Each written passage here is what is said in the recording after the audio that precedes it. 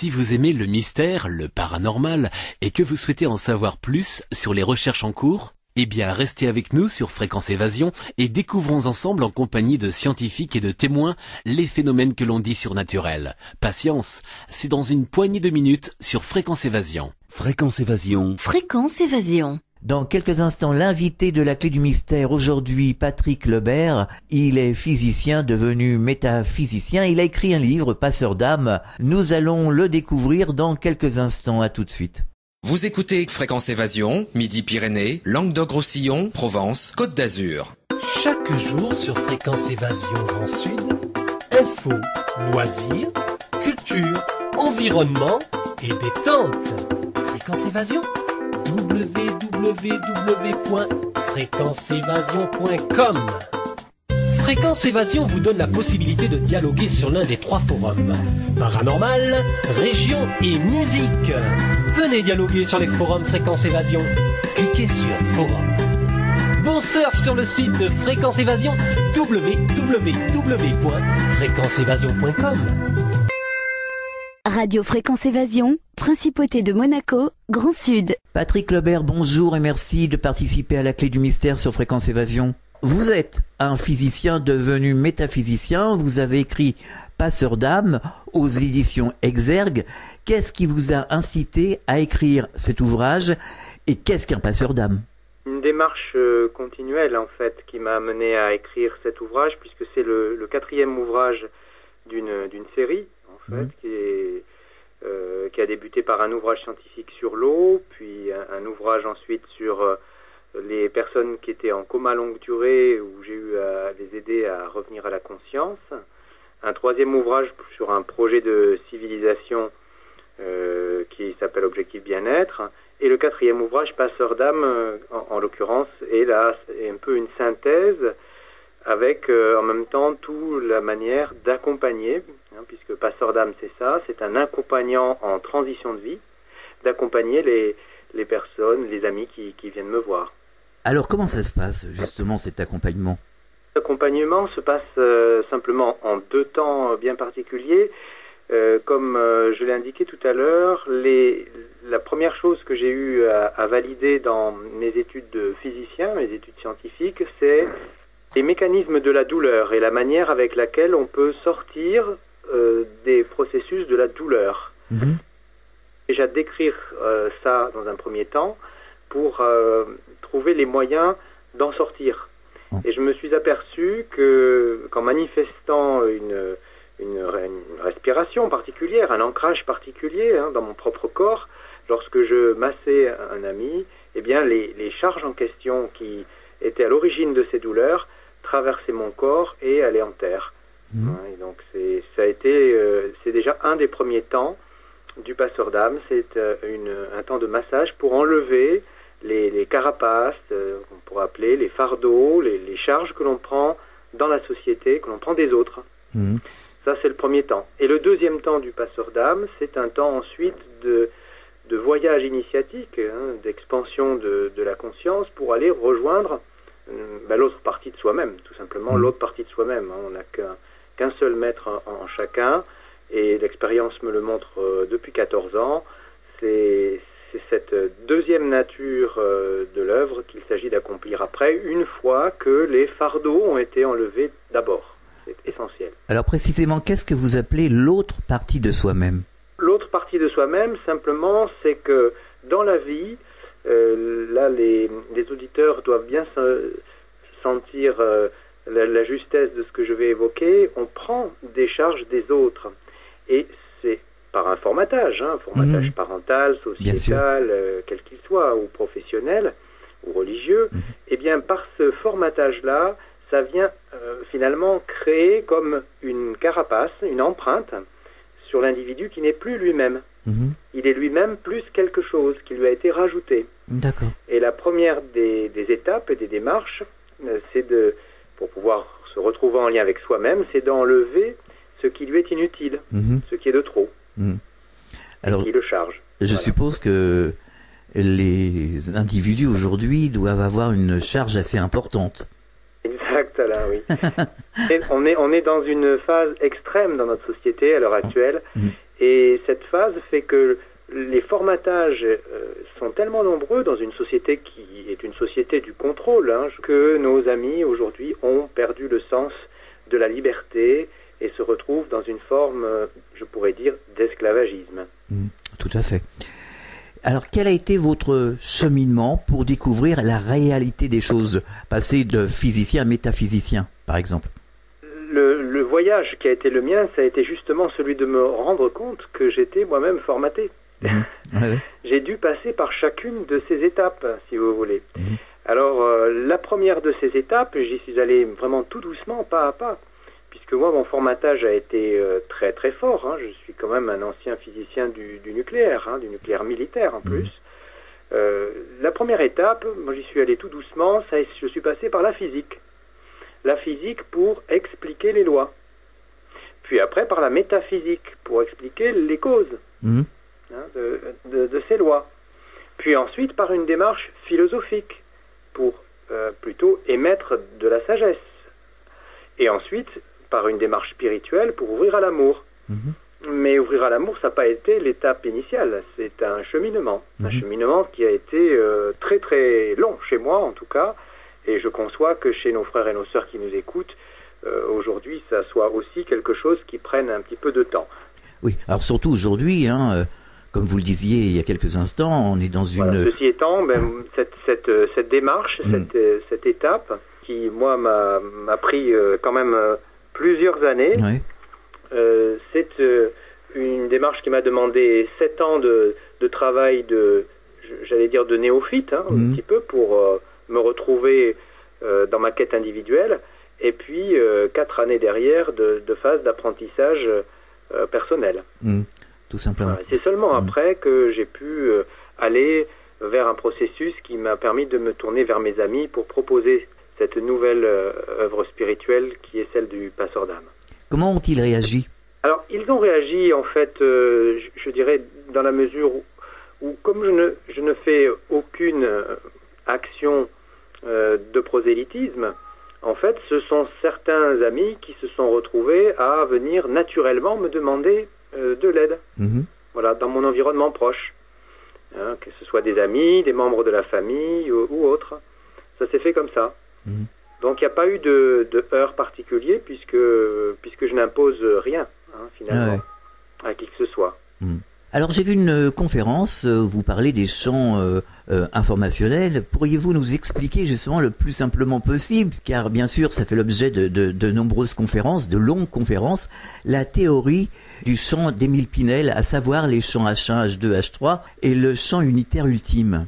Alors cette physique d'Émile Pinel et de sa collaboratrice Jacqueline Bousquet, qui nous a quittés l'année dernière, rejoint celle aussi de Rupert Sheldrake, je tiens à le préciser, et rejoint les travaux de physique que j'ai eu à faire en physique de charge d'espace au CEA.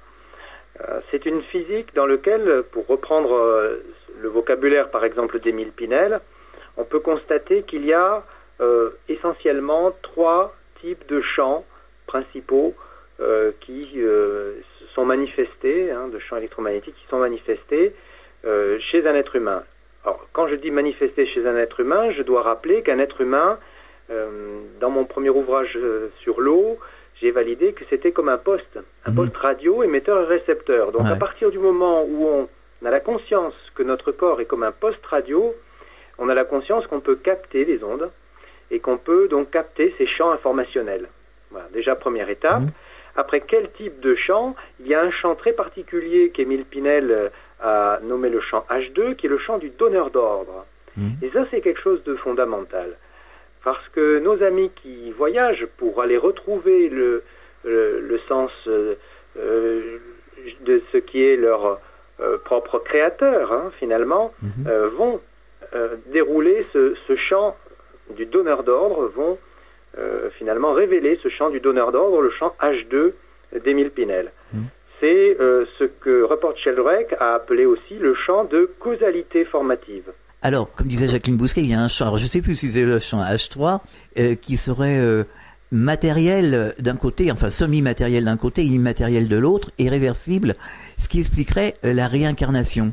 Alors, comme je vais décrire effectivement les autres champs pour que nos auditeurs puissent comprendre. On a déjà celui du donneur d'ordre, qui est ce champ lié à notre créateur et à notre âme. Ça veut dire que, comme dans un poste radio, quand vous avez quelqu'un qui parle dans le poste, à la radio, il n'est pas dans le poste radio. Donc tout ça à veut fait. dire que ce champ du confirme. donneur d'ordre, c'est le premier champ fondamental. Il a une influence. C'est que cette influence, quand il va venir dans la matière de notre corps, il va générer un champ exécutant qui donne la forme à la matière. Et c'est ce champ qui est appelé le champ morphogénétique chez Rupert Sheldrake, qui est l'effet, qui est formé par ce donneur d'ordre. Donc tout démarre par ce donneur d'ordre. Et à partir de ce donneur d'ordre, ce qui se passe, c'est que la vie ensuite nous fait dérouler simplement une somme d'expériences. Et ces expériences contiennent à la fois ce qui est utile pour notre vie et en même temps ce que les formatages de la société vont nous rajouter. C'est-à-dire qu'il y a un troisième champ, un champ H3, qui est le champ induit ou dérivé de ces deux premiers champs, qui va se générer. Et toute la problématique des êtres humains, finalement, c'est de faire en sorte que ce champ induit ou dérivé ne soit pas induit ou dérivé par les autres, mais qu'il soit juste le fruit de ce qui vient du donneur d'ordre. Et c'est là qu'on peut retrouver que toute cette expérience qui va s'accumuler dans la vie d'un être, lorsque cet être va décéder, eh bien ce champ-là, lui, va remonter au donneur d'ordre, comme une expérience de plus, peut-être ce que vous pouvez appeler, vous, ici, vie antérieure. Voilà. Alors, ces trois champs sont séparés, mais en même temps imbriqués.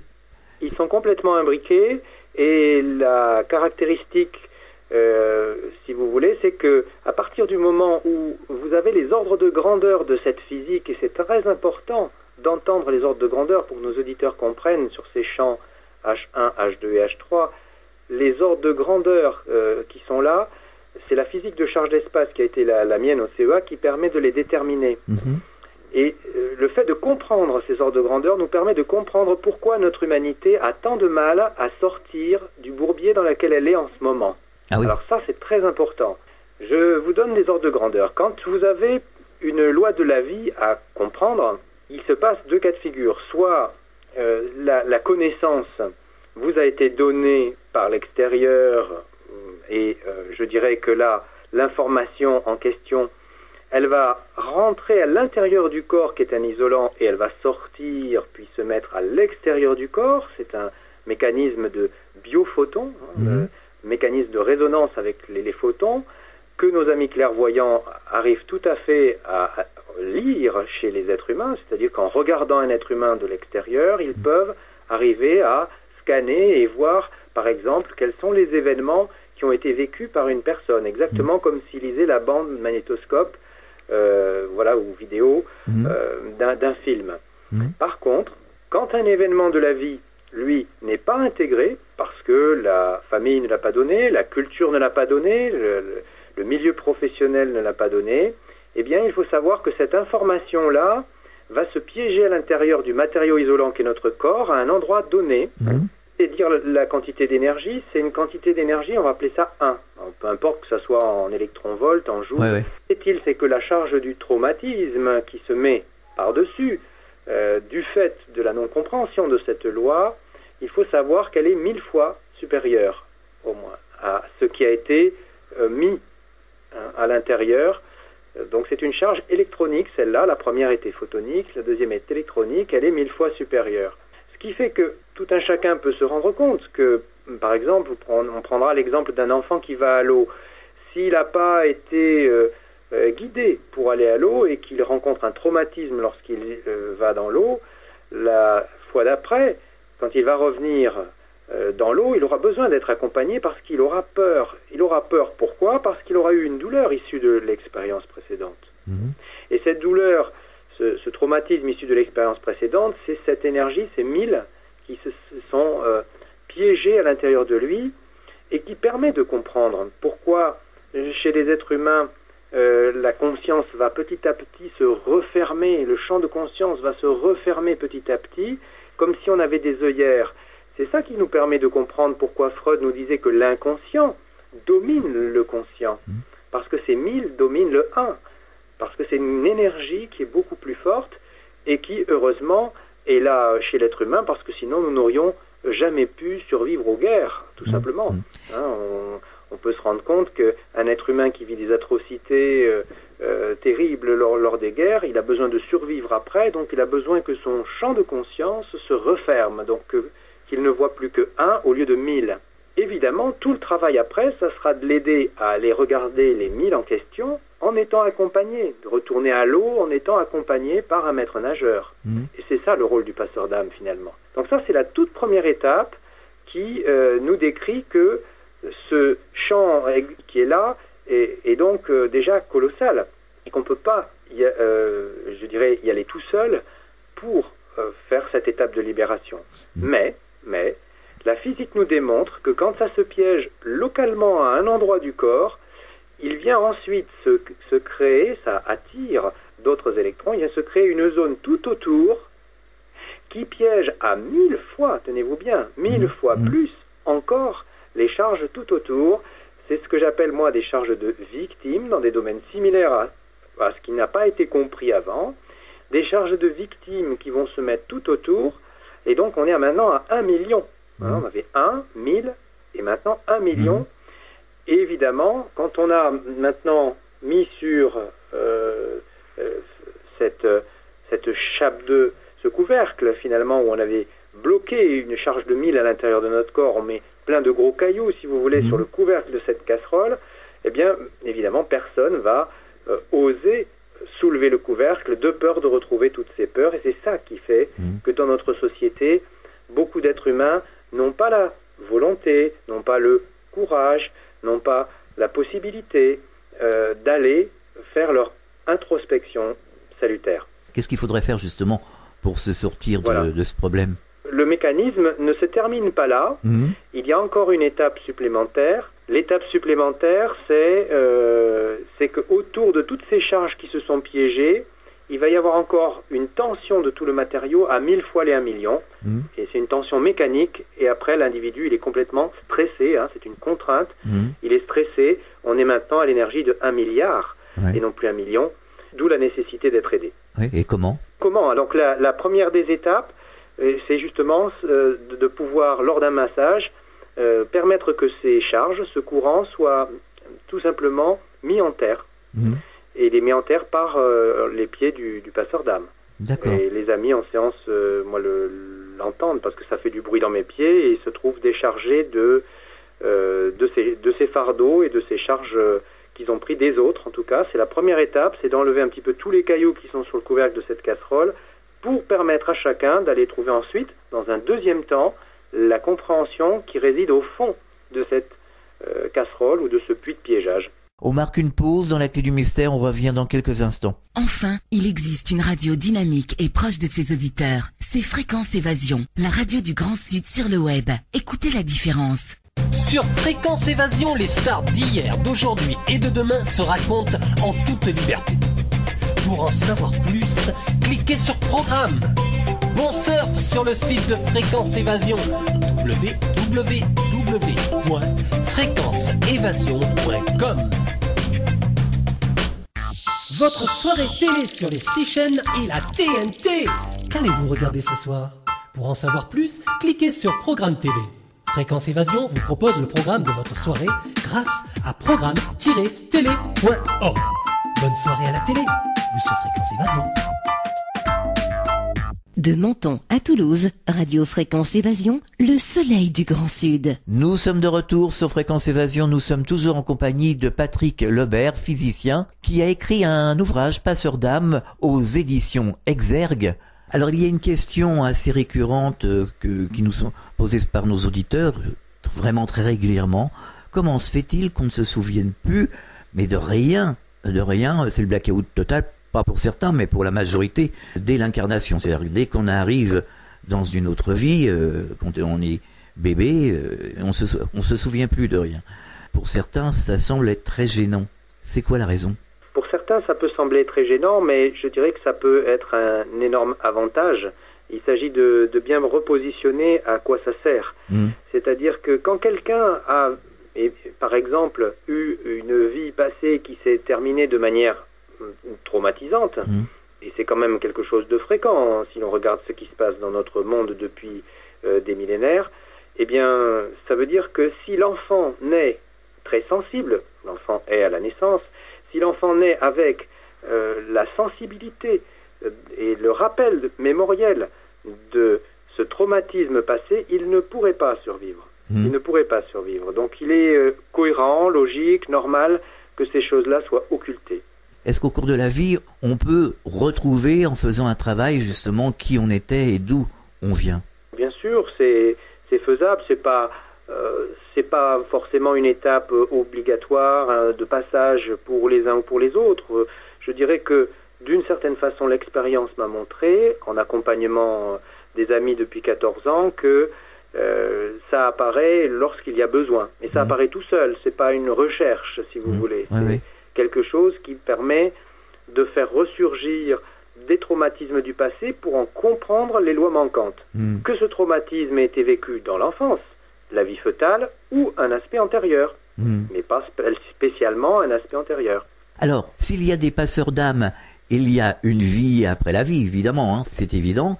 Nous avons réalisé des émissions avec les docteurs Mario Bregard, Jean-Jacques Charbonnier, Jacqueline Bousquet, Jérôme Bourgine et l'Institut Monroe pour les sorties astrales. Que se passe-t-il quand nous disparaissons, quand nous quittons notre corps physique? Donc lorsque nous quittons ce corps physique, le champ induit ou dérivé, ce champ H3 qui a fait l'expérience de cette vie, il va remonter le fruit de ces expériences au champ du donneur d'ordre, au champ H2. Et donc, c'est-à-dire à l'âme, ici, à l'âme. Et donc il y a quelque chose comme un tri qui se fait entre ce qui a été acquis et ce qui ne l'est pas. Ce qui ne l'est pas, c'est tout ce qui finalement a été piégé dans le corps de l'être humain, qui n'a pas été donc analysé du vivant de cet être humain, et qui du coup, au final, va se retrouver dans un bilan de vie à être analysé, comme le disent très bien ces expérienceurs que vous citez, ces spécialistes des EMI ou cet Institut Monroe que je connais particulièrement. Donc c'est une étape de transition qui se vit où toute la charge électronique, la charge émotionnelle, si vous voulez, va être convertie d'une certaine façon en information qui demandera après, lors de ce bilan de vie, peut-être à revenir pour poursuivre ce qui n'a pas été acquis, par exemple. Alors, les expérienceurs de NDE nous disent qu'ils sont 1000 fois plus conscients que nous en ce moment. Comment se fait-il? Parce qu'ils sont dans l'information, ils sont directement dans l'information, ils ne passent plus par le filtre du cerveau. L'état de mort imminente est un des cas particuliers du champ d'expérience de la conscience dans lequel les expérienceurs se retrouvent et qui, par l'aspect de la connexion déjà cerveau droit, permet de retrouver une connexion au tout, une expérience souvent fulgurante, une expérience souvent courte, et parfois difficile à réintégrer au présent ensuite, ou une difficulté à retrouver ces états d'amour ou d'empathie qu'ils ont connus lors de ces expériences. Sachant qu'en expansion de conscience, l'idée c'est de pouvoir arriver à toucher ces états-là et bien d'autres, dans des plans de conscience encore plus élevés que ceux touchés par les NDE ou les EMI, et de manifester tout simplement cette énergie d'amour d'un enfant, comme un enfant le fait à la naissance, après tout, s'il n'est pas abîmé en vie fœtale et à la naissance. D'accord. Alors, vous accompagnez les âmes de l'autre côté du voile. Je suppose que vous avez des contacts avec les personnes qui ont franchi ce voile. Qu'est-ce qu'ils rapportent comme information? Qu'est-ce qu'ils vous disent? Ça reste vraiment de l'intime, si vous voulez. C'est pas pour moi d'un intérêt majeur de rentrer dans ce type de débat aujourd'hui, parce que ça serait relatif à ceux que je peux capter personnellement et qui ne peuvent représenter qu'une partie de la question que vous posez. Le passeur d'âme n'est pas seulement quelqu'un qui accompagne au moment du passage. Il est accompagnant en transition de vie à la naissance, durant la vie, pendant les phases de coma et effectivement lors du passage de la transition de vie finale. Mais c'est un des 4 temps du passeur d'âme, comme c'était fait déjà il y a 25 siècles, du temps de l'école pythagoricienne. Remise à jour, si vous voulez, d'un vocable qui a existé depuis longtemps, qui certes a été déformé aujourd'hui parce que on parle souvent du mot passeur d'âme uniquement dans le sens du passage de vie à trépas, ce qui n'est pas le cas. Je parlais d'une manière générale, parce qu'on nous pose souvent la question. C'est une question récurrente. C'est vraiment pas le cas principal, puisque beaucoup d'amis, beaucoup d'êtres humains aujourd'hui sont plutôt en quête de trouver le sens de leur vie dans cette transition, dans cette mutation de société dans laquelle nous sommes, très clairement aujourd'hui. Est-ce qu'il y aurait quelque chose à ajouter? Certainement, énormément, on pourrait parler des heures de tout ça, mais disons l'essentiel, quelque chose qu'on aurait oublié d'évoquer dans cette émission. Ce qu'on a évoqué ici dans la fonction du passeur d'âme, c'est ce cheminement qui amène à s'ouvrir à quelque chose de très simple, c'est l'expression de l'amour. Donc la compassion et l'amour, c'est ça qui est au centre de l'activité du passeur d'âme, comme je le raconte dans l'ouvrage, Passeur d'âme, l'heure d'un choix, aux éditions Exergue, qui est sorti il y a peu de temps. Donc c'est vraiment ça qui est l'axe central, parce que notre société à l'heure actuelle a une partie des individus qui sont encore coincés dans des sphères de contrôle et de pouvoir, et une autre partie qui s'ouvre de plus en plus à un autre mode de vie, à une expression de l'amour dans la simplicité de l'enfant qui vient de naître. Il y a beaucoup à faire dans le domaine du passeur d'âme. C'est vraiment un champ spirituel, c'est pas du tout un champ thérapeutique, c'est un champ spirituel. Il y a beaucoup à faire pour aider aussi bien les jeunes âmes à s'incarner, c'est-à-dire le domaine de la naissance, pour retrouver l'origine même de la maïotique, l'accouchement des âmes, dans des métiers comme les métiers de sages-femmes qui ont un petit peu perdu leur âme, on doit le dire aujourd'hui, on le voit comment ce métier est en difficulté à l'heure actuelle en France, tout aussi bien que dans des métiers de l'accompagnement au passage ultime, à partir de ce qui s'est fait des travaux d'Elisabeth Kubler-Ross, je dois dire aussi des travaux de Michel de Musan, qui déclarait que la 6e phase, après les 5 phases d'Elisabeth Kubler-Ross au moment d'un passage, la 6e et dernière phase, c'était le besoin d'un passeur, c'est-à-dire d'avoir quelqu'un qui aide à faire cette transition. Et c'est vraiment d'actualité d'évoquer ça à un moment où on nous parle beaucoup d'euthanasie ou pas, enfin de revenir sur ces thèmes, voyez-vous. Oui, alors justement, on parle souvent de ces thèmes. On a des contacts avec les gens quand on essaye de leur expliquer certaines choses. Ils vont dire, mais qu'est-ce que tu racontes? L'âme, ça n'existe pas. Vous voyez dans quelle dimension on peut être à ce moment-là. Qu'est-ce qu'on peut faire pour ces gens-là, quoi? On est complètement plombé. Il y a une difficulté que nous devons accepter, c'est que nous sommes dans la vie tous dans des classes différentes de la vie. C'est pas qu'il y en a qui soient, je dirais, moins intelligents que d'autres ou moins adaptés que d'autres. Il est bon que nous puissions respecter dans des classes de la vie. Quand il y a 20 ans, on m'aurait dit, on m'aurait parlé de l'âme, j'aurais peut-être répondu comme vous venez de le faire à l'instant, au sujet de ces personnes qui vous auraient répondu ça n'existe pas, voyez-vous. Mais c'est l'expérience après qui permet de toucher du doigt, de vivre ça. Ça demande à tout un chacun de se dire est-ce que je suis prêt à faire ce genre de voyage initiatique, puisque tout ça c'est uniquement initiatique, et je dois le répéter fortement aujourd'hui, ésotérique. Ésotérique, ça veut dire qu'il vient des mondes intérieurs. Or la physique là-dessus est incontournable. C'est dans les mondes intérieurs que se sont piégées toutes ces charges. Et on n'a pas d'autre choix que d'aller chercher ce qui est dedans pour le mettre dehors. Bien sûr. Ça, c'est pas contournable. Alors, ces champs ont véritablement été prouvés par la science, par les mathématiques, comme disait Jacqueline Bousquet?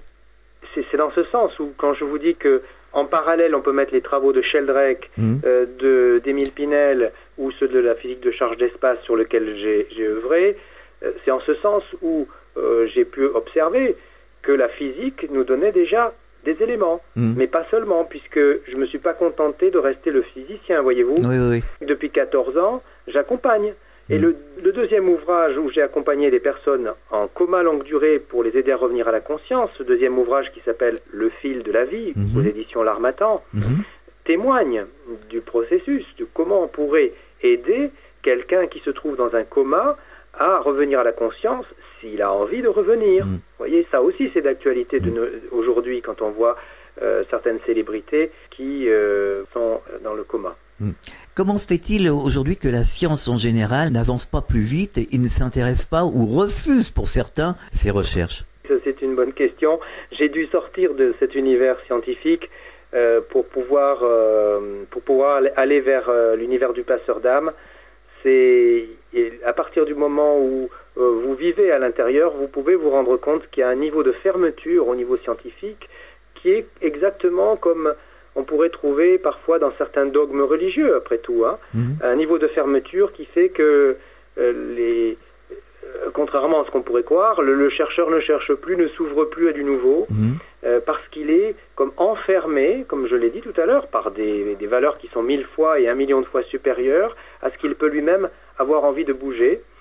Moi, j'ai eu à le faire, bon, certes, par des difficultés dans ma vie, et bien, les êtres humains sont de la même façon, poussés parfois dans leur retranchement par le mur de la nécessité, qui peut être une maladie, qui peut être un événement dans le couple, qui peut être un événement professionnel, vous voyez. Donc les êtres se mettent en chemin à partir du moment où ils rencontrent un moment de crise.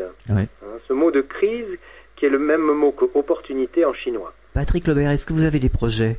Le projet que j'ai, si vous voulez, c'est simplement de pouvoir arriver à faire passer ce message relativement nouveau et suffisamment clair, où il y a une cohérence entre la science et la conscience, si vous voulez. C'est pour ça que mon leitmotiv, j'en ai qu'un: si science sans conscience n'est que ruine de l'âme, qui est une paraphrase là d'une phrase de Rabelais, conscience sans science n'est qu'illusion de spiritualité.